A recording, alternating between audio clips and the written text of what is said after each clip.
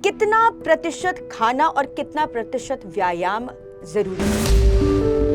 आप क्या खा रहे हैं, कितने बजे खा रहे हैं, आप कितना सो रहे हैं, कितने स्ट्रेस फ्री हैं, ये कुछ ऐसी चीजें हैं जो डिसाइड करती हैं कि आपकी बॉडी हेल्दी रहेगी कि नहीं। आपका सैर और आपका खान पीन सिर्फ वही आपको डिसाइड करेगा कि आप हेल्दी रहेंगे कि नहीं। जब भी आप किसी एक्सरसाइज पे जाते हैं, किसी जिम पे जाते हैं, किसी वॉक पे जाते हैं, वो तकरीबन आपके 24 घंटे में से 1 या 1.5 घंटे का होता है। आप उस स्ट्रेस को, नींद को ना पूरा करना, इन चीज़ों को अगर आप ध्यान में नहीं दे रहे जो आजकल एक्चुअली हो रहा है, उसकी वजह से आप ये नहीं कह सकते कि आपकी बॉडी कंप्लीटली हेल्दी रहे। कई लोगों को ये लगता है कि एक्सरसाइज कर ली, वॉक कर लिया, हमने स्टेप्स पूरे कर लिए तो चलिए अब जीभ भर के खा लिया। खाने का हमने देखा नहीं, अक्सर लोग ब्रेकफास्ट अपना भूल जाते हैं क्योंकि कामकाज में बहुत ज़्यादा बिजी होते हैं। Crash diet, dieting, diet plan, क्या ये तीनों एक ही हैं? ये तीनों एक बिल्कुल भी नहीं। अगर हम अपना लाइफस्टाइल ठीक करेंगे, सही खाएंगे, तो शायद हम बेटर हो जाएंगे। तो अगर आप ये सोच रहे हैं कि आप किसी न्यूट्रिशनिस्ट के पास, डाइटिशियन के पास जा रहे हैं और वो कॉम्प्रोमाइज करेंगे आपके न्यूट्रिएंट्स के साथ, आपके खाने पीने के साथ, I think you are sadly mistaken. सूरज छुपने के पहले खाना खाइए और जब सूरज उगे उस टाइम पे खाना फिर से शुरू करें। वो है आपकी 12 घंटे की इंटरमिटेंट फास्टिंग। हम अपने टाइम के अनुसार हम अपनी इंटरमिटेंट फास्टिंग के आवर्स को डिसाइड करते हैं, वहीं पे हम गलत हो जाते हैं। पानी का कितना महत्व है बैलेंस डाइट? एक अच्छी हेल्दी स्किन के लिए, एक हेल्दी बॉडी वेट के लिए आपको पानी की कंजम्पशन कम से कम 7 से 8 ग्लास एक दिन में बहुत जरूरी है, 2.5 से 3। विश्व में सबसे अनहेल्दी कंट्री अमेरिका को माना जाता है, उसके बाद चाइना और फिर इस दौड़ में बड़ी तेजी से बढ़ रहा है भारतवर्ष। इसके विपरीत अगर बात करें विश्व का सबसे हेल्दी देश तो वो माना जाता है इटली। इटली यूरोप में है और यूरोप से जो लोग अवगत हैं, यूरोप गए हैं या यूरोप के बारे में जानते हैं, वह मानते हैं और उन्होंने देखा होगा कि यूरोप में लोग कितना चलते हैं या फिर कितनी साइकिलिंग करते हैं। अब बात करते हैं भारत की। आराम और व्यायाम की हेरा फेरी है यहाँ पर आम। इसके साथ साथ हम आपको यह भी बता दें कि खाली व्यायाम से ही यहाँ पर जो आपकी सेहत है उसका ध्यान नहीं रखा जा सकता। 20 से 30% होता है एक्सरसाइज यानी व्यायाम जो आपको सेहतमंद बनाता है, लेकिन 70 से 80% होता है आप कब क्या खाते हैं। आज हमारे साथ है nutritionist and lifestyle coach Anvita Chatwal. Anvita ji, आपका बहुत बहुत स्वागत है द समर न्यूज़ में। Thank you. तो सबसे पहले बताएं, जैसे कि हमने अभी एक परसेंटेज आंकड़ों की बात करी, कितना प्रतिशत खाना और कितना प्रतिशत व्यायाम ज़रूरी है? देखिए पायल जी, जब भी हम लोग कोई एक्सरसाइज के बारे में बात करते हैं या सैर के बारे में बात करते हैं, कोई एक पर्सन 1 घंटा कर लेगा, 1.5 घंटा कर लेगा, बाकी के 23 घंटे, 22 घंटे आप क्या कर रहे हैं वो मैटर करता है। आप क्या खा रहे हैं, कितने बजे खा रहे हैं, आप पे कितना स्ट्रेस है, आपकी नींद कितनी पूरी हो रही है। एक सेहतमंद शरीर के लिए अगर हम कहें कि सिर्फ आपका सैर और आपका खान पीन सिर्फ वही आपको डिसाइड करेगा कि आप हेल्दी रहेंगे कि नहीं, वो गलत है। ये जो आंकड़ों की आपने बात कही, प्रैक्टिकली यस, हर कोई इसी के बारे में बात करता है, पर मैं यहाँ पे कुछ और ऐड करना चाहूँगी। जब भी आप किसी एक्सरसाइज पे जाते हैं, किसी जिम पे जाते हैं, किसी वॉक पे जाते हैं, वो तकरीबन आपके 24 घंटे में से 1 या 1.5 घंटे का होता है, पर बाकी के 22 या 23 घंटे आप क्या कर रहे हैं, आप क्या खा रहे हैं, कितने बजे खा रहे हैं, आप कितना सो रहे हैं, कितने स्ट्रेस फ्री हैं, ये कुछ ऐसी चीज़ें हैं जो डिसाइड करती हैं कि आपकी बॉडी हेल्दी रहेगी कि नहीं। यस, आपका हेल्दी डाइट, आपकी एक्सरसाइज बहुत इंपॉर्टेंट है, पर वहीं पे आप उस स्ट्रेस को, नींद को ना पूरा करना, इन चीज़ों को अगर आप ध्यान में नहीं दे रहे जो आजकल एक्चुअली हो रहा है, उसकी वजह से आप ये नहीं कह सकते कि आपकी बॉडी कंप्लीटली हेल्दी रहेगी।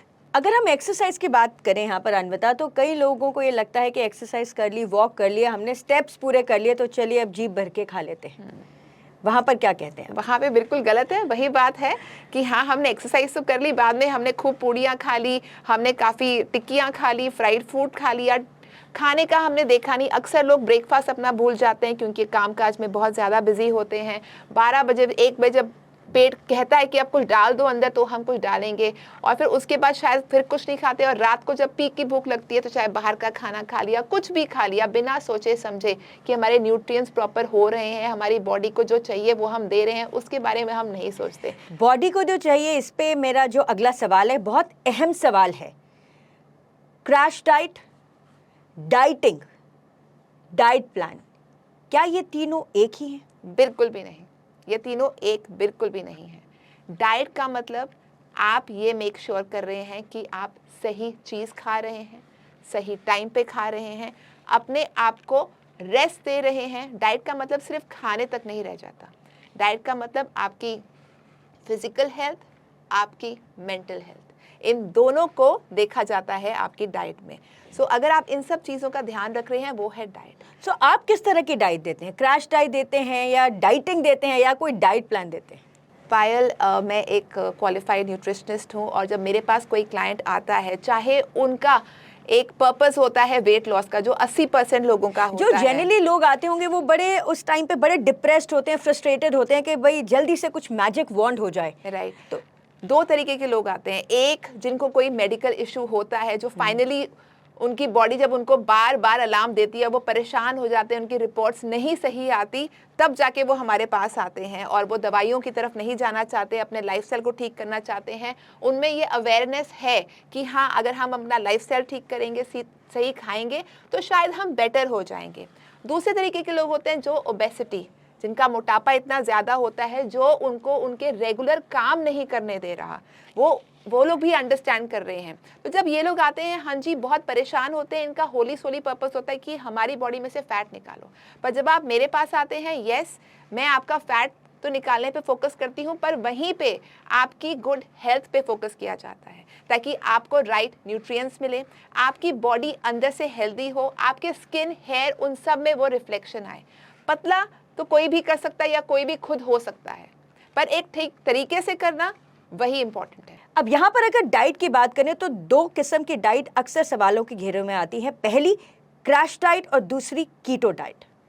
देखिए, मैं ये कहूँगी कि क्रैश डाइट या कीटो डाइट, ये कुछ ऐसी डाइट्स हैं जो 1 या 2 पर्टिकुलर न्यूट्रिएंट्स पे फोकस करती है, मैक्रो न्यूट्रिएंट्स पे। वो आपके सारे न्यूट्रिएंट्स पे फोकस नहीं करती। उनका, जैसे कीटो पे जाएं तो वो आपकी बॉडी को कीटोसिस की तरफ ले जाती है, जिसमें जो आपका स्टोर्ड फैट होता है उसको निकाला जाता है, उसको यूज़ किया जाता है, पर उसके अंदर आपके बाकी जो मैक्रो न्यूट्रिएंट्स होते हैं, आपके कार्ब्स हो गए, आपके विटामिन्स, मिनरल्स, इन सब पे फोकस नहीं किया जाता। यूजुअली पायल जी, कीटो जो डाइट है वो उन पेशेंट्स के लिए दी गई थी जिनको मिर्गी के दौरे पड़ते हैं, तो उनकी बॉडी को ठीक करने के लिए वो डाइट बनाई गई तो थी। शॉक डाइट हुई है देखा जाए, काइंड ऑफ, पर आजकल उसको हम लोग फैट लॉस की तरफ यूज़ कर रहे हैं, जो एक सही तरीका नहीं है। आप उसको कर सकते हैं, but not more than 3 weeks. उससे ज़्यादा मैं आपको सजेस्ट नहीं करूंगी। वो भी अगर आपकी बॉडी एक सर्टेन लेवल पे रुक गई है और आपको लगता है कि वहाँ से आपका फैट लॉस नहीं हो रहा है, तो आप उसको 3 हफ्ते कर सकते हैं। पर जैसे कहा जाता है, हर चीज़ को अगर आप एक लिमिट से ज़्यादा यूज़ करें, वो कहीं ना कहीं आपको डैमेज देगी।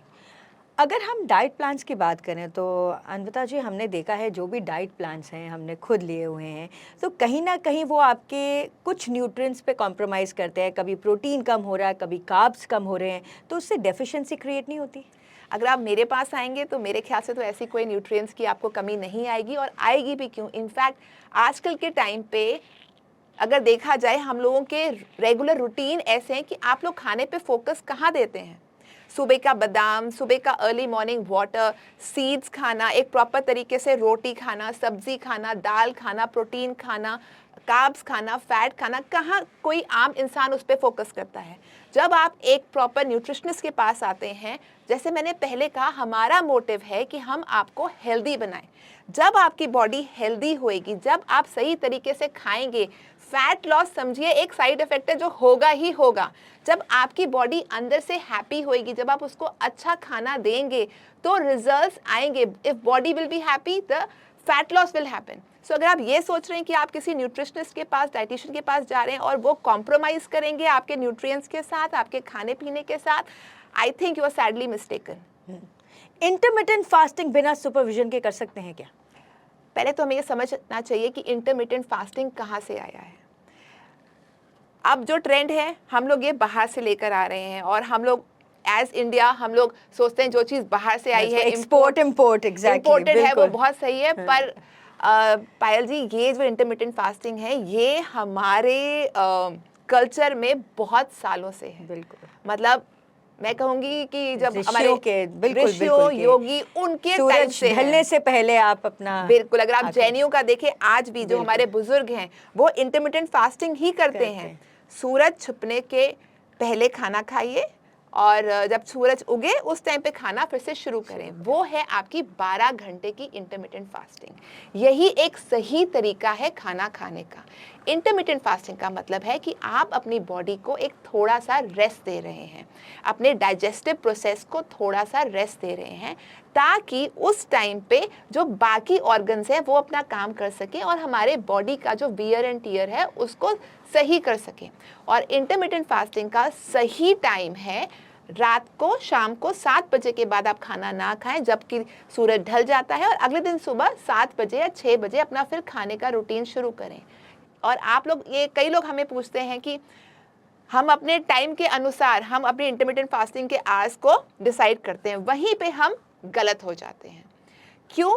क्योंकि जैसे लोग रात को 10 मैं बजे, एक बार फिर आप सबका जो ध्यान है इस बहुत ही महत्वपूर्ण सवाल पर लाना चाहूँगी कि अक्सर लोग इंटरमिटेंट फास्टिंग अपने हिसाब से करते हैं, जिसका जवाब अन्विता जी दे रही है। बिल्कुल बिल्कुल, लोग 10 बजे घर आ रहे हैं तो कहते हैं कि ठीक है हम 11 बजे खाना खा लेंगे क्योंकि हम लोग 1 बजे सो रहे हैं। सो हमारा डाइजेशन भी हो जाएगा और उसके बाद 1 बजे से लेके अगले दिन दोपहर को 1 बजे तक हम कुछ नहीं खाएंगे, हमारी 12 घंटे की इंटरमिटेंट फास्टिंग होगी। अन्विता जी अपने 12 घंटे का है, 12 घंटे हम पूरे कर रहे हैं।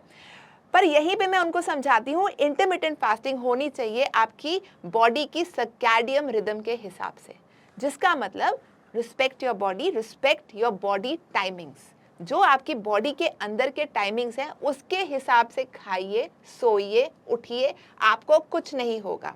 अब लोग कहेंगे कि अंदर जो बॉडी है उसको कैसे पता चलता है कि 12 बजे कि 1 बजे कि 2 बजे हैं।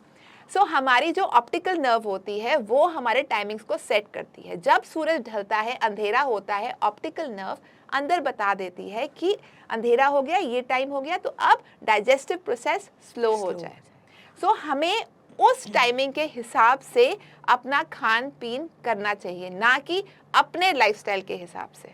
Very well said. पानी का कितना महत्व है बैलेंस डाइट में?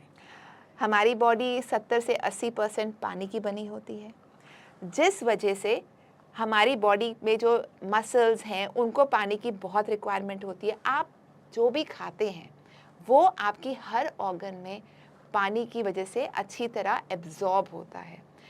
आप जो भी आपके इंटेस्टाइन्स में जाता है उसकी एब्जॉर्प्शन एंजाइम्स तो करता ही करता है, और पानी एक मैसिव रोल प्ले करता है। तो यस, एक अच्छी हेल्दी स्किन के लिए, एक हेल्दी बॉडी वेट के लिए आपको पानी की कंजम्पशन कम से कम 7 से 8 ग्लास एक दिन में बहुत ज़रूरी है, 2.5 से 3 लीटर। अनटिल अनलेस आपको कोई मेडिकल इशू है तो हम उसके स्पेसिफिकली आपको रिक्वायरमेंट बता सकते हैं।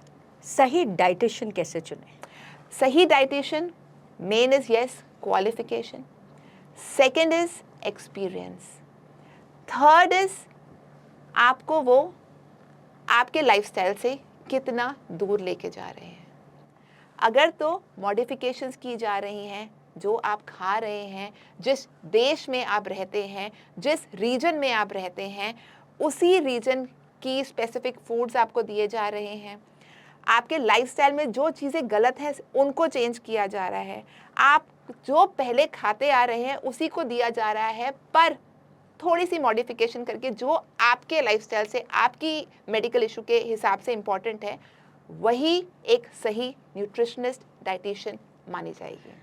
तो सेहत और खाने को लेकर आज हमने बहुत अहम और उम्दा बातें सीखी हैं और करी हैं। अन्विता जी, आपका बहुत बहुत शुक्रिया।